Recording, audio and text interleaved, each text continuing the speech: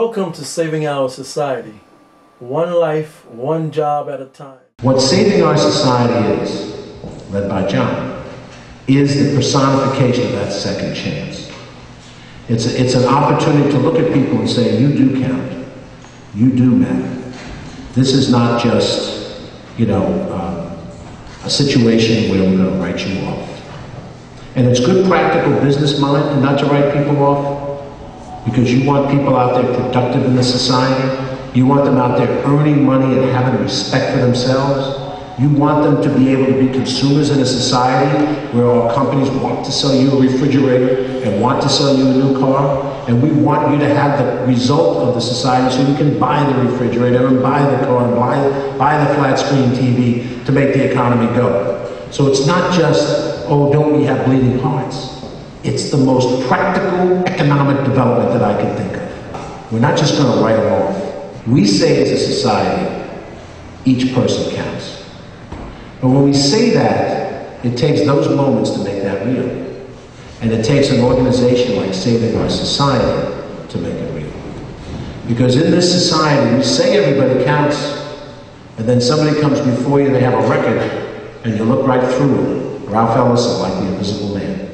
This person doesn't exist anymore because at some point in their life they've done something wrong.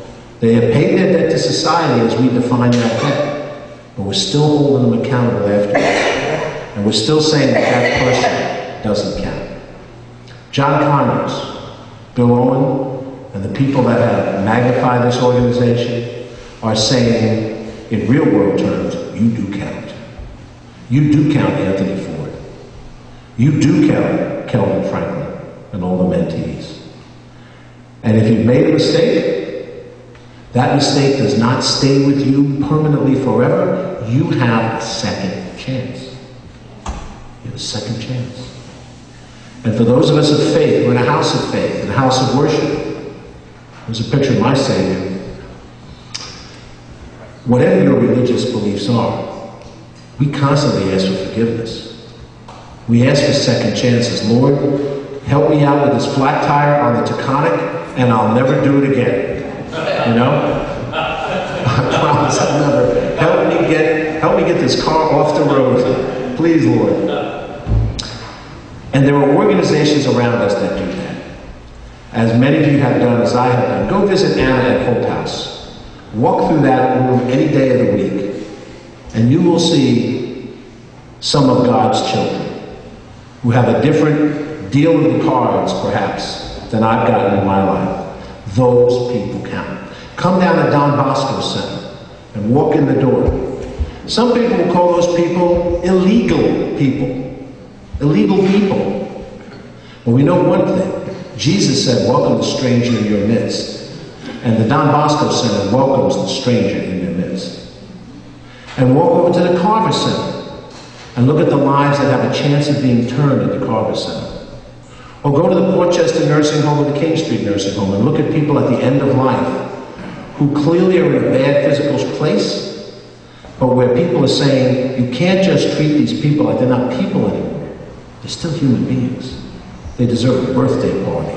They deserve recognition. They deserve something. A helping hand to make them productive in the society so they can partake of this capitalistic society successfully.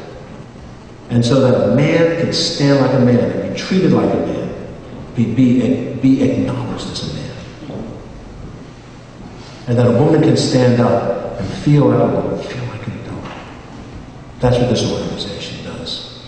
It's hard for me to really say in words what you feel when you talk to somebody.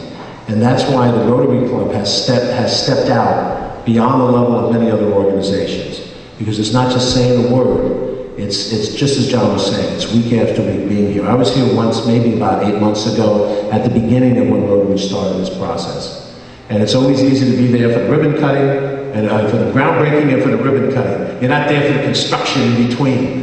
When bricks have to be laid and have to be carted back and forth and mortared. But John and Carol and Anna and Vince, and I'm looking quick to see my other Rotarian friends here, you were there week after week. But the real victories here are the victories of the mentees.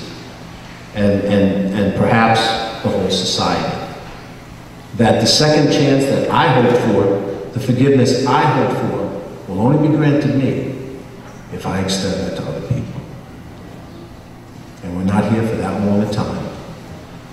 Thank you, John, for what you've done. For all of you who've been involved in this process, it is I that am honored that you've asked me to come to speak in your group